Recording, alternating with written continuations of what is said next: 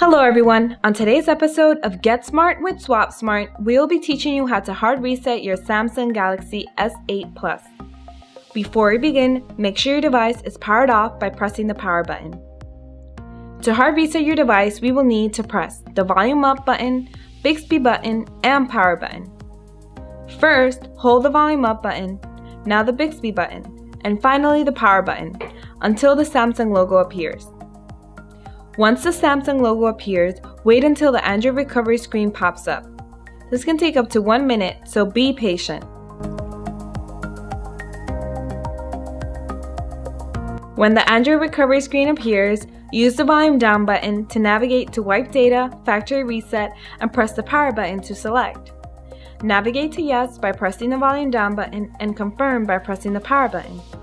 Wait for the factory reset to complete and you're done. If you found this video helpful, please subscribe to our channel, like the video, or leave a comment. We'd love to hear from you. Thank you for watching. Until next time.